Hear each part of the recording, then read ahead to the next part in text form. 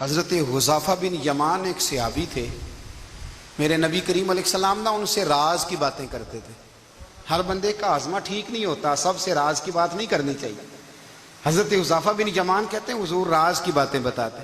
مدینہ منورہ میں جو منافقین تھے ان کی لسٹ بھی نبی پاک نے حضرت حذیفہ بن یمان کو دی تھی۔ جب کوئی مشکوک آدمی مر جاتا نا تو صحابہ کہتے ہیں ہم دیکھتے اگر حضرت حذیفہ نے جنازہ پڑھا ہے تو ہم بھی جنازہ پڑھ لیتے۔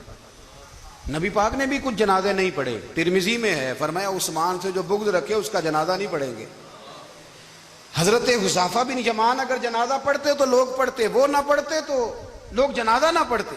حضرت حذیفہ بن یمان کہتے ہیں جناب عمر فاروق کی خلافت کے آخری ایام تھے، کچھ دنوں کے بعد وہ شہید ہو گئے۔ فرماتے آدھی رات کا وقت تھا، میں گھر میں سویا تھا بڑا بے فکر، اچانک میرے دروازے پہ دستک ہوئی، میں گھبرا کے اٹھا، اتنی رات کو کون آیا؟ کہتے ہیں قربان جاؤں، دروازے پہ گیا تو امیر المومنین فاروق اعظم دروازے پہ۔ میں نے کہا عمر کوئی حکم تھا تو مجھے بلا لیتے۔ کہنے لگے میں نا امیر بن کے نہیں آیا، تیرا ویر بن کے آیا ہوں۔ امیر المومنین کی حیثیت سے سرکاری کام سے بلاتا تو وہاں بلاتا، مجھے ایک ذاتی کام پڑ گیا۔ کہتے میں نے عمر کو گھر کی اندر بلا کے چارپائی پہ بٹھایا، میں نے کہا حضور میں غریب آدمی، میں کیا آپ کے کام آ سکتا ہوں؟ تو کہتے ہیں انہوں نے نا مجھے ساتھ بٹھا لیا، پھر میرا ہاتھ پکڑ لیا، کہنے لگے تو عمر کو جانتا ہے؟ عمر جھوٹ نہیں بولتا۔ تو جانتا ہے؟ عمر وعدوں کا پکا ہے۔ کہا حضور جانتا ہوں۔ کہا میں اس وقت آیا ہوں جب دیکھ بھی کوئی نہیں رہا۔ حضرت حذیفہ بن یمان کہتے ہیں پریشان ہو گیا، حضور پہلیاں نہ بجھوائے، مہربانی کریں بتائیں کدھر آئے ہیں؟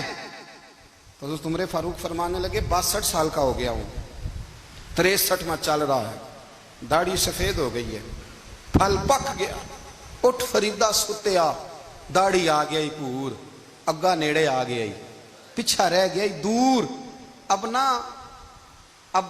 قبر اشر کا معاملہ صاف نظر آنے لگا ہے۔ کہا حضور مجھ سے کیا چاہتے ہیں؟ حضرت عمر رو پڑے، کہنے لگے آج میں عشاء کے بعد نکلا ہوں تو نبی پاک کے صحابہ مجھے نیک کہہ رہے تھے، پھر میں نے بچوں کی ماں سے اور بچوں سے بھی پوچھا ہے، وہ بھی مجھ سے راضی ہیں، پر حذیفہ تیرے ساتھ نبی پاک راز کی باتیں کرتے تھے، سچ بتا کہیں عمر کا نام منافقوں میں شامل تو نہیں؟ سچ بتا ان منافقین میں تو شامل نہیں، کہیں اوپر سے تو نہیں سارا کچھ؟ حضرت حذیفہ بن یمان کہتے ہیں میں باپ کے مرنے پہ اتنا نہیں رویا جتنا عمر کے سوال پہ رویا۔